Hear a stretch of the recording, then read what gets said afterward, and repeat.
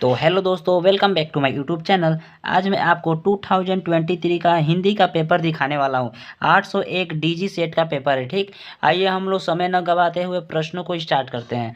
सबसे पहले देखिए, केवल प्रश्न पत्र, इसमें केवल प्रश्न पत्र है और जो आंसर है आपको किस पे लिखना है, आपको एक सीट मिलेगी उस पे लिखना है। ठीक, समय कितना मिलेगा, 3 घंटे 15 मिनट का आपको कितना समय मिलेगा। ठीक, 3 घंटे 15 मिनट का आपको समय मिलेगा। सबसे पहले निर्देश पहला देखिए। निर्देश पहला ये कहता है कि प्रारंभ के 15 मिनट परीक्षार्थियों को प्रश्न पत्र पढ़ने के लिए निर्धारित है। सेकेंड नंबर ये कहता है कि प्रश्न पत्र 2 खंडों अ तथा ब में विभाजित है। एक एक प्रश्न मिलेगा अ में और एक प्रश्न मिलेगा ब में, जो कि जो अ में मिलेगा वो एक बहुविकल्पीय प्रश्न रहेगा और जो ब में मिलेगा वह एक वर्णनात्मक प्रश्न रहेगा। ठीक, तीसरा नंबर देखिए, प्रश्न पत्र के खंड अ में बहुविकल्पीय प्रश्न है जिसमें सही विकल्प का चयन करके ओएमआर शीट पर नीले अथवा काले बॉल पॉइंट पेन से सही विकल्प वाले गोले को पूर्ण रूप से काला करें। यानी कि आपको एक ओएमआर शीट मिलेगा जिसपे आपको उसका आंसर देना रहेगा बहुविकल्पीय प्रश्न का। ठीक, चौथा नंबर देखिए, खंड अ में बहुविकल्पीय प्रश्न हेतु प्रत्येक प्रश्न के लिए 1 अंक निर्धारित है। ओके। अब पांचवा नंबर देखिए, प्रत्येक प्रश्न के सम्मुख उसके निर्धारित अंक दिए गए हैं। ठीक, खंड अ देखिए, खंड अ में बहुविकल्पीय प्रश्न पहला है, रस मीमांसा के लेखक हैं। रस मीमांसा के लेखक कौन है। दूसरा नंबर है, तितली कृति की विधा है, यानी कि तितली किस कृति की विधा है। तीसरा नंबर देखिए क्वेश्चन, डॉक्टर राजेंद्र प्रसाद लेखक हैं। किसके लेखक हैं, गांधी की देन के। इसका भी आप लोग आंसर देख लीजिए। इसका आंसर हो जाएगा रामचंद्र शुक्ल, यानी कि रस मीमांसा के लेखक कौन है तो रामचंद्र शुक्ल जी हैं। तितली कृति की विधा है तो जीवनी की विधा है। ठीक, और चौथा नंबर देखिए, साहित्य और कला के रचना है तो भगवत शरण उपाध्याय की। ठीक, पांचवा नंबर, शुक्लोत्तर युग के लेखक है। शुक्लोत्तर युग के लेखक कौन है, चतुर्सेन शास्त्री जी हैं। ठीक, 6 नंबर है, रीतिकालीन कवि हैं। रीतिकालीन कवि कौन है तो पद्माकर हैं। ठीक, 7 नंबर देखिए, छत्रसाल दशक के रचयिता कौन है तो भूषण है। ठीक, भूषण। 8वां नंबर देखिए, तार सप्तक के संपादक कौन है तो सच्चिदानंद हीरानंद वात्स्यन अज्ञे हैं। ठीक, इनका शॉर्टकट नेम है अज्ञे हैं। ठीक, ये भी ऑप्शन में आपका आ सकता है। ठीक, इनका भी लॉन्ग नाम भी आप लोग याद कर लीजिएगा। 9वां नंबर देखिए, सुमित्रानंद पंत की रचना है तो इसमें से सुमित्रानंद पंत की कौन सा रचना है तो प्रेम वाटिका। 10वां नंबर है, स्मृति की रेखा है, साहित्य की विधा है तो नाटक की। ओके, नाटक। 11 नंबर देखिए, 11 नंबर है, करुण रस का स्थायी भाव है तो करुण रस का स्थायी भाव क्या होता है तो शोक होता है। 12 नंबर है, पीपर पात सरिस मन डोला में कौन सा अलंकार है तो इसमें उपमा है। ओके, उपमा। 13 नंबर देखिए, सुनी केवट के बैन प्रेम लपेटे अटपटे बिसरे करुणा एन चितई जानकी लखन तनु उपयुक्त पंक्तियों में छंद है तो इसमें सोठा है। ठीक, 14 नंबर देखिए, अनुचर शब्द में प्रयुक्त उपसर्ग है। अनुचर शब्द में कौन सा इसमें से ऑप्शन में से प्रयुक्त उपसर्ग है, यानी कि जो पहले आके लगता है उसे कहते हैं उपसर्ग। तो इसमें जो अनु है वो इस शब्द के पहले में लगा है, इसलिए क्या है, अनु जो है वो उपसर्ग है। 15 नंबर देखिए, प्रत्यय के कितने प्रकार होते हैं तो 2 प्रकार होते हैं। 16 नंबर देखिए, वेद पुराण में कौन सा समास है तो इसमें द्वंद्व समास है। ठीक, 17 नंबर देखिए, प्रमोद शब्द का तत्सम रूप है तो होगा प्रमोद। ठीक, 18 नंबर क्वेश्चन देखिए, इत्यादि में संधि है तो इसमें यण संधि है इत्यादि में। 19 नंबर, फलेन शब्द का वचन एवं विभक्ति है तो एक वचन तृतीय विभक्ति। ओके। 20 नंबर देखिए, अपठम धातु का वचन एवं पुरुष है तो इसका सही आंसर हो जाएगा एक वचन उत्तम पुरुष। डी नंबर एकदम आपका करेक्ट है। ठीक, आइए हम लोग वर्णात्मक प्रश्न देखते हैं, यानी कि खंड बी देखते हैं। तो खंड बी में क्या कहता है, क्वेश्चन नंबर पहला देखिए, निम्नलिखित गद्यांश पर आधारित 3 प्रश्नों के उत्तर दीजिए, जो कि इस पे आपको 2-2 नंबर मिल जाएंगे, हर एक प्रश्न पे 2 नंबर। मित्रता के लिए यह आवश्यक नहीं है कि दो मित्र एक ही प्रकार के कार्य करते हों या एक ही रुचि के हों। इसी प्रकार प्रकृति और आचरण की समानता भी आवश्यक नहीं है। दो भिन्न प्रकृति के मनुष्यों में बराबर प्रीति और मित्रता रही है। राम धीर और शांत प्रकृति के थे, लक्ष्मण उग्र और उद्ग्रीत प्रकृति के थे, पर दोनों भाइयों में अत्यंत प्रगाढ़ स्नेह था। उदार और उच्चासे कर्ण और लोभी दुर्योधन के स्वभाव में कुछ विशेष समानता न थी, पर उन दोनों की मित्रता खूब निभी। इसका इस पे आधारित प्रश्न 3 दिया गया, इस पे आपको 2-2 नंबर मिल जाएगा। पहला प्रश्न है, प्रस्तुत अवतरण के पाठ और लेखक का नाम लिखिए। दूसरा नंबर है, रेखांकित अंश की व्याख्या कीजिए, यानी कि ये जो रेखांकित अंश है इसकी व्याख्या करनी है आपको। तीसरा नंबर है, प्रस्तुत गद्यांश में लेखक क्या कहना चाहता है। दोस्तों इसी के आधार पर 2024 में आपको बोर्ड एग्जाम में पेपर देखने को मिलेगा, ठीक। और देखिए, अथवा आप इसे कीजिए, अथवा में एक और प्रश्न दिया है आप उसे कीजिए। कोई भी आप कर देंगे तो आपको 6 नंबर मिल जाएगा, यानी कि हर एक प्रश्न पे 2-2 नंबर।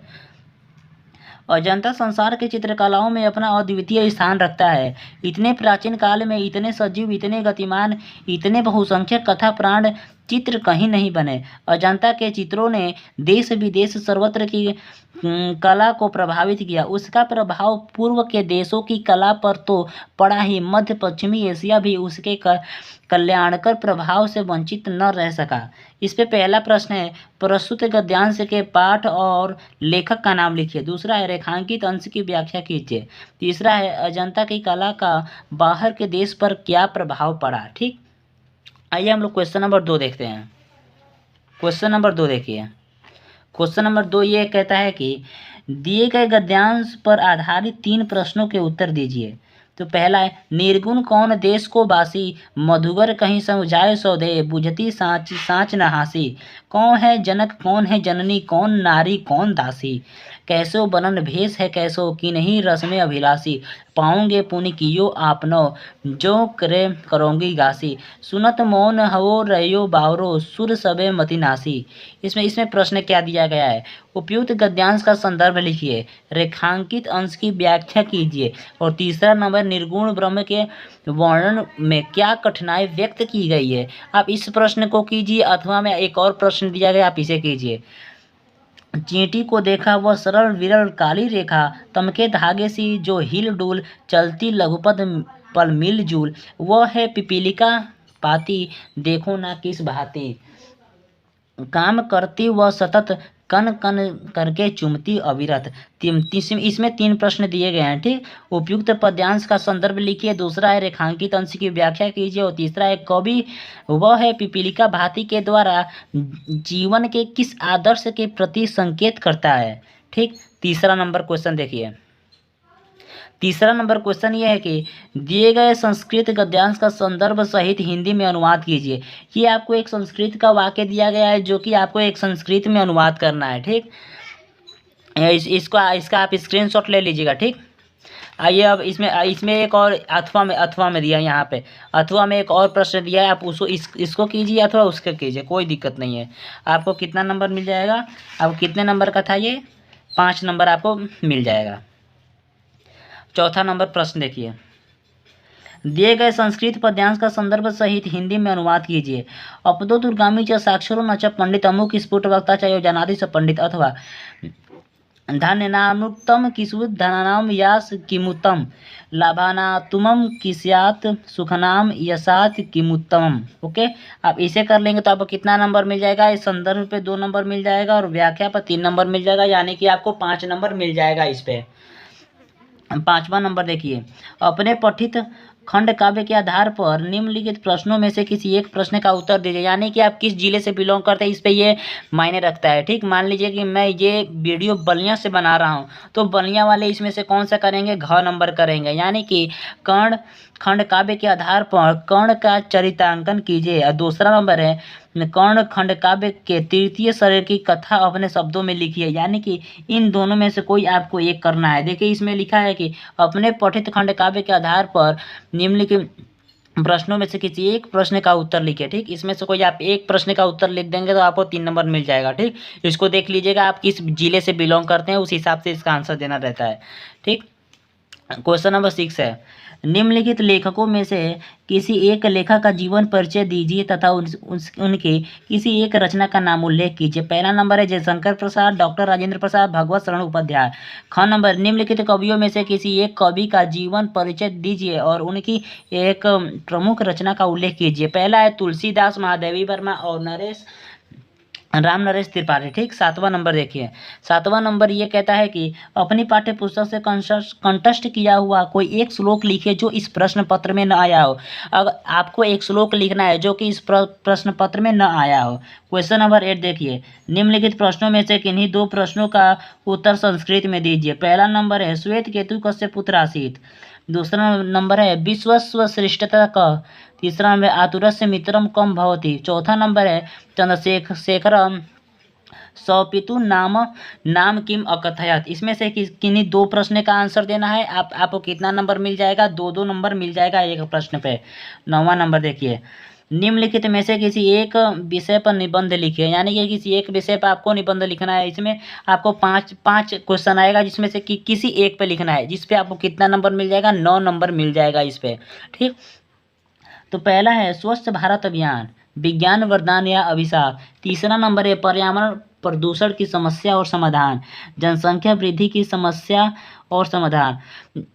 और 5वां नंबर है विद्यार्थी जीवन में खेल का महत्व।